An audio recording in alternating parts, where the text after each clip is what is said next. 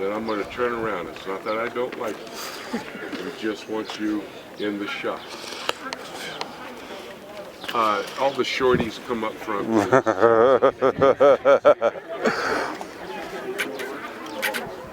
That way you can see. Hi, Dad. Okay. Okay. Here, honey. Where's my honey? Okay, you ready, Rick? Are you rolling? I'm rolling. Well, welcome to the center of the earth. The book of Ezekiel, chapter 5 and verse 5, says the Lord put Jerusalem in the center of the earth and all the nations around it.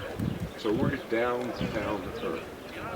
And for those of you who have joined us on the production of this video, President's Prophecy, following the political decisions made by the presidents, I wanted to bring you to this location because this would be the location from which Jesus, who created everything, Colossians 1:16, he did it from the Garden of Eden. That's where everything was brought into existence. Now you say, well, I thought he did it in the Garden of Eden. Well, that's where we are. We're standing in the Garden of Eden. Behind me, you'll see that gold-domed building. Underneath that gold dome is the foundation stone. Islamic scholarship and Jewish scholarship believe that is the exact location where God created Adam and Eve. Do you remember the pattern of the temple itself? You had the Holy of Holies, and then the holy place, and then the court of Israel, the Holy of Holies. Only the high priest and once a year would be able to go into the Holy of Holies. That would be, in comparison to the Garden of Eden, the inner garden, where the Lord would have been in the Eden, where the Lord would have been in the inner garden of the Garden of Eden. The outer garden would represent that area in a temple, which is the holy place, the menorah, the table of showbread, the altar of incense, and the priests could go in there and do their daily responsibilities as priests serving in the temple. And then outside of the temple, the Holy of Holies and the holy place, you would then have the court of Israel, where the Jewish people could come when they would come to the temple and worship. It was from this location for the first 1,656 years. I use that number because that's how many years it was from the day that God created Adam to the time of the flood. And you say, well, how do you come to that conclusion? Very simple. I just added up the numbers. The 5th chapter of the book of Genesis is a genealogy, which tells us from Adam to Noah how long everybody lived and how many years there were. 1,656 years. And so then it was when you see the book of Genesis chapter 1, creation, chapter 2, the special effects and the details behind creation. And by the way, in verses 8 and 10 in chapter 2, you're able to come to some conclusions about the actual location of the Garden of Eden, which works out right here. There's only one river in the Garden of Eden. That one river, the Gihon River, flowed out of the Garden of Eden, and then it broke into 4 different branches, the Pishon, the Gihon, the Tigris, and the Euphrates. But as you see how all of this unfolded, you have to realize there's only one river in the city of Jerusalem, and its headwaters are underneath that foundation stone there in the Gold Dome building, the Dome of the Rock. The Lord would be there for 1,656 years, all the way up to the time of the flood. And the record of the flood, Genesis 6, 7, and 8, tells us of that bit more of a year that the flood was upon the face of the earth, and the judgment was brought by the Lord on the people on the earth because of their rejection to what the Lord told them to do. Now what I'm going to do is take you to a higher level. We'll go over to the Mount of Olives. We'll be able to look from that location, get a big, large view of the Temple Mount itself. You know, you can stand among the trees in the forest. You don't get the excitement of the entire forest till you step out of the forest and look from afar. That's what we want to do. And I suggest we now leave and go up over to the area of the Mount of Olives and get our overview, and then I'll lay out how God then, after the flood, brought human government into existence And for the last 4,500 years, he's been using human government to guide humankind on this earth. Come along, let's go to the Mount of Olives.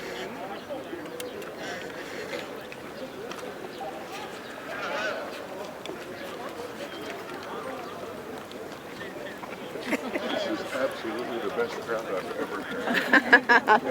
Let's go over here. Rolling.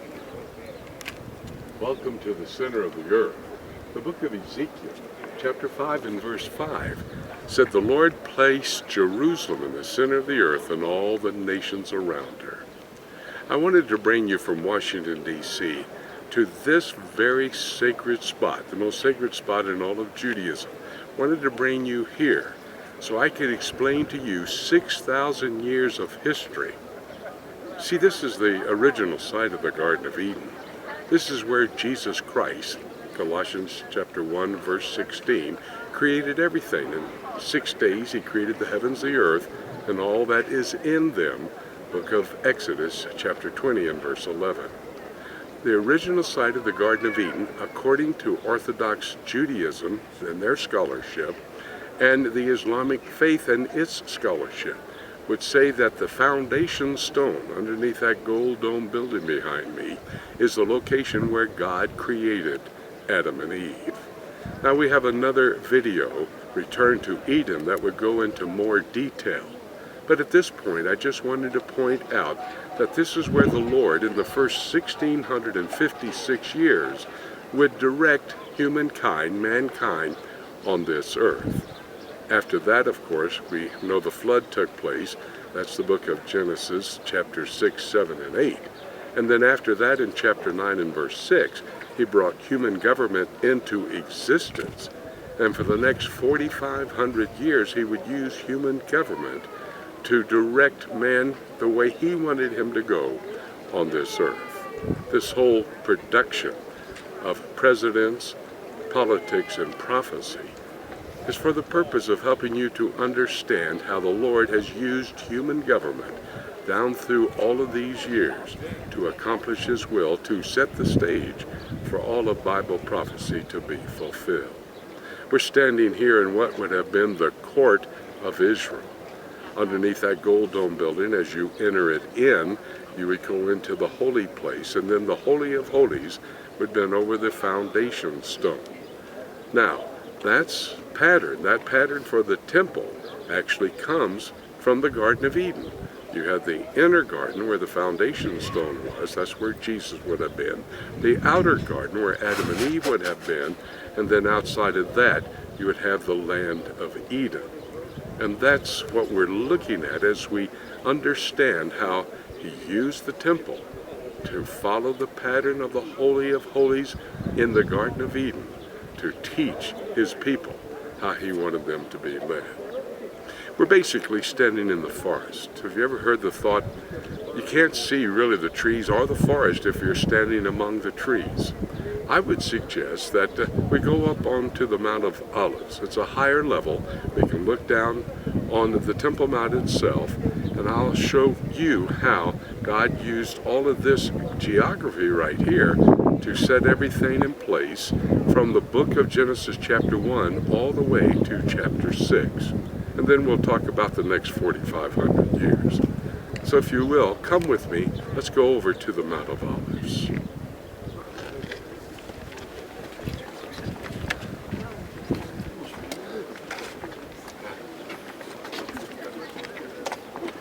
All right.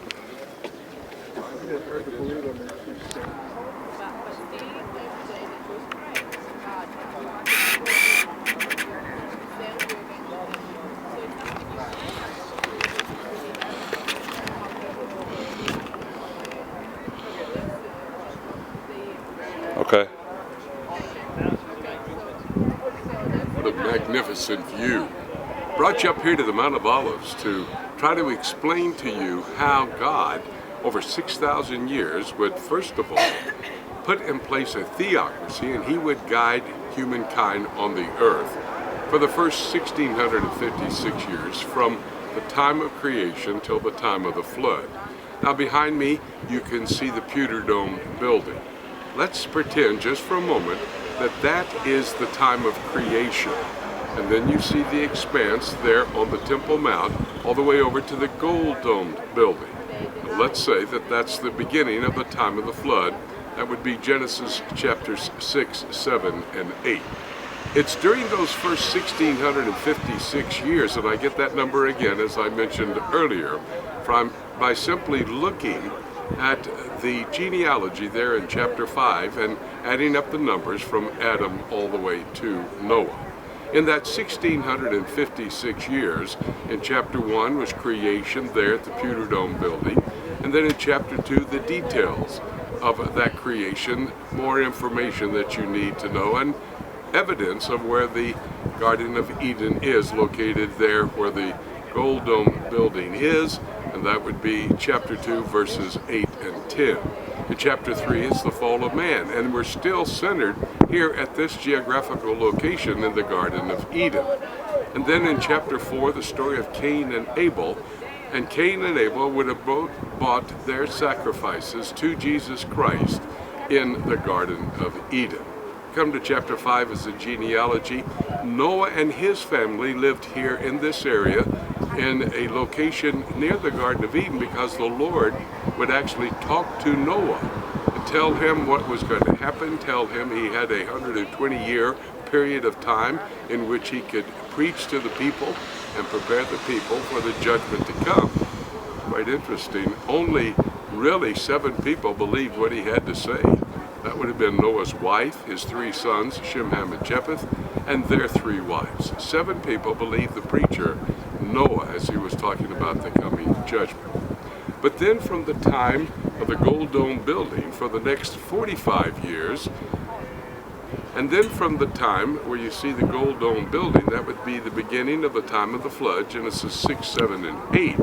Genesis 9 after the flood, and the Lord appears to Noah and says that he wanted Noah and his 3 sons and their wives to be fruitful, multiply, and actually repeople the earth. That's chapter 9 and verse 1 of Genesis.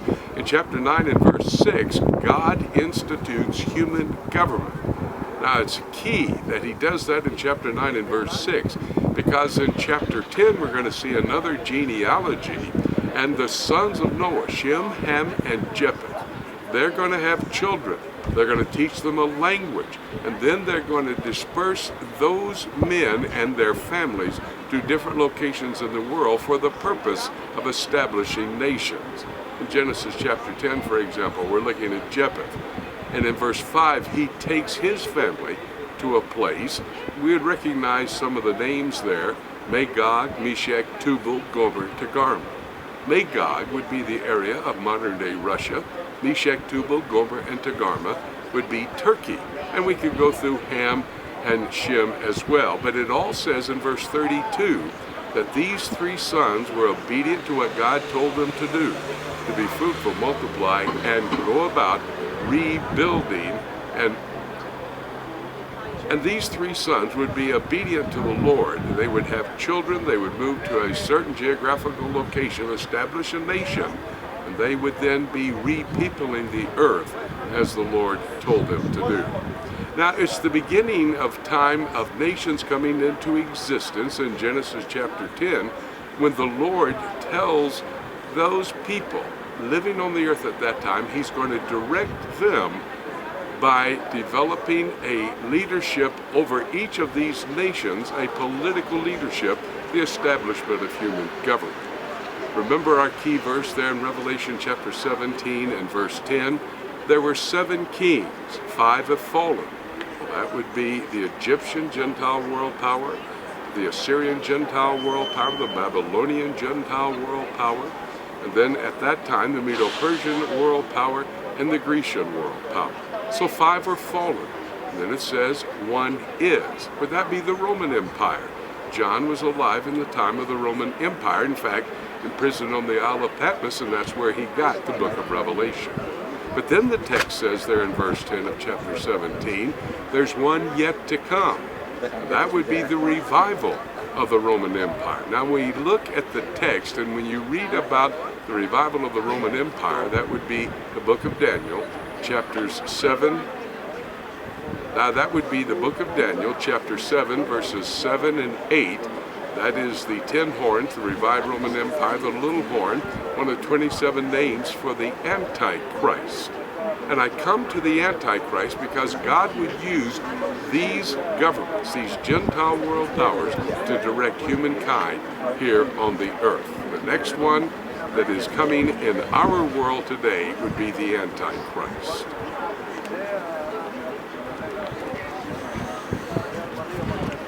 Okay? Then I talk. Just talk and do the same hand motions and stuff. Now you remember the book of Revelation, chapter 17 and verse 10. It says there would be 7 kings. 5 would have fallen. Those 5 would be the Egyptian Gentile world power, the Assyrian Gentile world power, then you have the Babylonian Empire, then you have the Medo-Persian Empire, and finally the Grecian Empire. The one that is the Roman Empire.